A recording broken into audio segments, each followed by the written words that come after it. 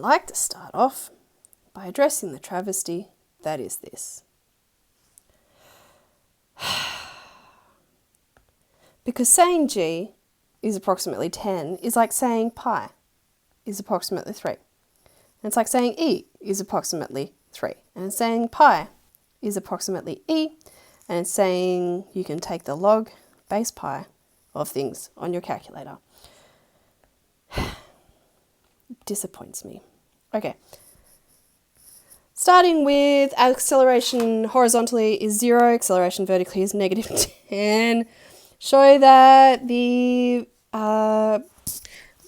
horizontal velocity is 30 and the vertical velocity is negative 10t plus 30. So if I've got x dot dot equals 0, then if I integrate, then the horizontal velocity is the integral of x dot dot with respect to t.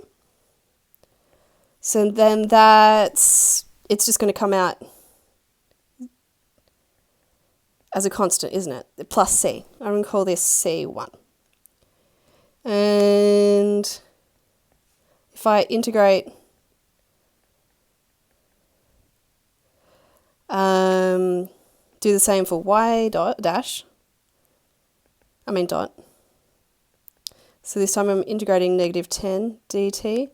Then that's like saying negative 10t plus c2. Okay.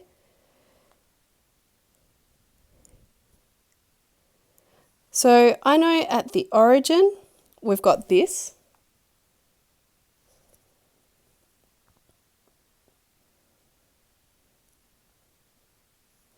So at t equals 0, we're at an angle of 45. We've got a speed of 30 root 2. And this is y dot and this is x dot. So x dot equals 30 root 2 cos 45. And y dot equals 30 root 2 sine 45. Like to also remind you of our 45-degree triangle. 1, 1, this must be root 2. So cos 45 is 1 on root 2, sine 45 is 1 on root 2. So we get 30 root 2 times 1 on root 2. 30 root 2 times 1 on root 2.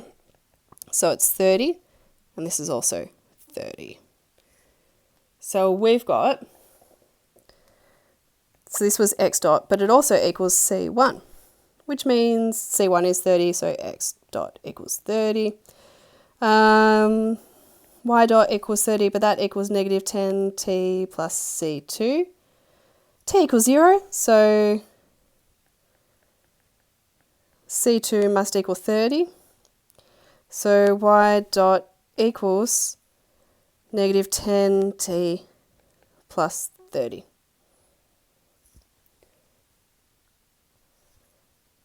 Which is what I wanted. Hooray! Okay. So then for b,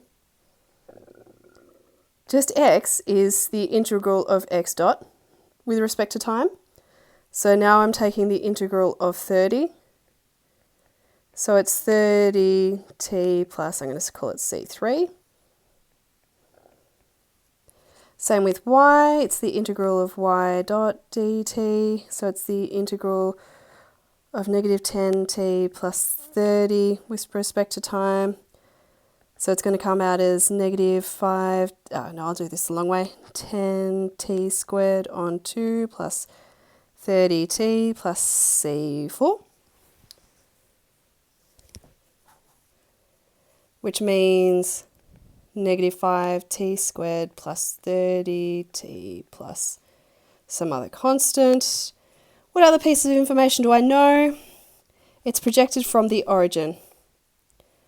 I know when t equals 0, x equals 0 and y equals 0. So I've got x equals 30t plus c3 comes out as 0. So c3 equals 0, so x just equals 30t. Here I've got y equals negative 5 t squared plus 30t plus c4 equals 0, so c4 must be 0, and the equation for y equals negative 5t squared plus 30t.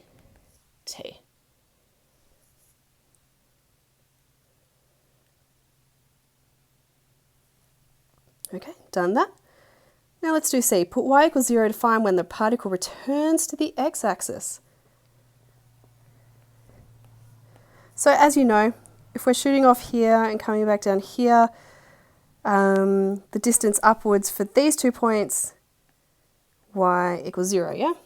So if I've got 0 equals negative 5t squared plus 30t, I need to just solve that, so I get negative 5t, t takes 6, so t equals 6. But we already knew t equals 0. So what's the actual question? Yeah, returns to the y-axis at t equals 6. D. Hence, find the horizontal distance travelled by the particle. So this time I want to find x. It's 30t. I know t equals 6, so it's 30 times 6. So it's 180 meters, I'm assuming meters. And E, I'm going to have to find some more space for this one.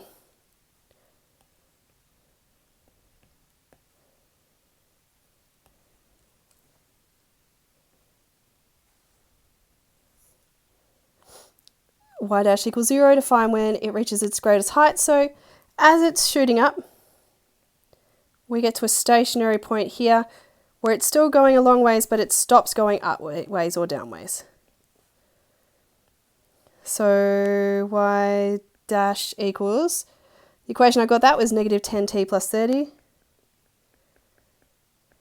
equals 0 at max. So t equals 3. What am I actually finding? When the particle reaches the greatest height. Yep, that's the time when the particle reaches the greatest height. F, find the greatest height. So y equals negative 5t squared plus 30t equals max when t equals 3. So I've got negative 5, 3 squared plus 33 equals